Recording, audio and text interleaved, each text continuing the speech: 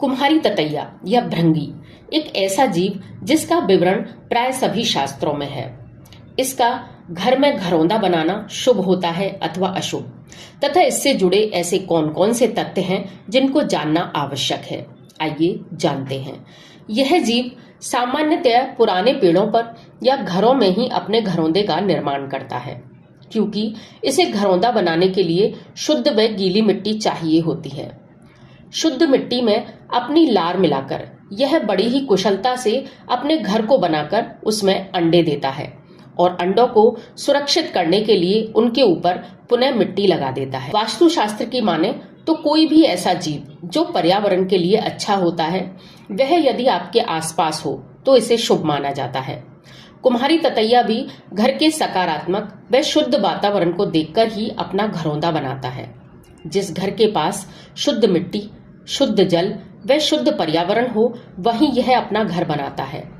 लेकिन यह भी देखा गया है कि इसके ज्यादा संख्या में घर यदि होते हैं तो यह दरिद्रता व परेशानियां लेकर आते हैं। साथ ही यह भी सिद्ध होता है कि उस घर में साफ सफाई पर अधिक ध्यान नहीं दिया जाता, क्योंकि यह जीव एक दिन में नहीं बल्कि महीनों में अपना घर तैयार करती है।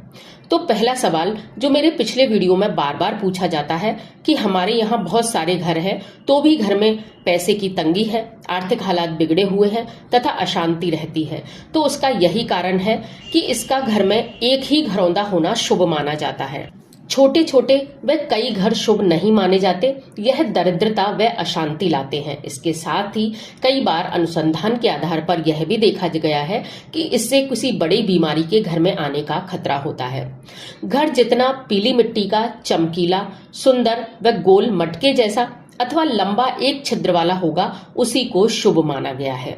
यहाँ यह ततैया घर में नई संतान के जन्म की भी सूचना देता है। यदि यह ततैया गोल व कई छिद्रों वाला घर बनाए तो बेटी, व लंबा व एक छिद्र वाला घर बनाए तो बेटा होता है। इसके घरौंदे की मिट्टी अत्यंत शुद्ध, उपजाऊ व आयुर्वेदिक गुणों से भरपूर होती है। जब यह जीव अपने बच्चों को लेकर उड़ जाए और इसका घरौंदा खाली हो जाए, तब इसके घरौंदे की मिट्टी में किसी शुभ पौधे अर्थात मनी प्लांट या फूलों के पौधे लगाए जा सकते हैं। थोड़ी मिट्टी अपने पास संभाल कर भी रखें, क्योंकि यह फोड़े फुंसी, बालों के झड़ने व आंखों में बिल्ली होने पर भी अच्छी कारगर होती है। स्किन एलर्जी में यह रामबाण। यह ततैया यदि पूर्व दिशा में अपना घरौंदा बनाए तो व्यक्ति का समाज में नाम एवं प्रतिष्ठा बढ़ती है, साथ ही संतान की उन्नति होती है। पश्चिम दिशा में घरौंदा बनाने पर शत्रुओं पर विजय प्राप्त होती है व अचल संपत्तियों में वृद्धि होती है।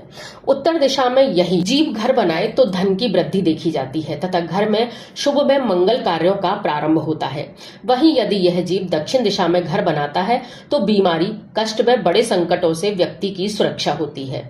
इस जीव के कई प्रकार हैं।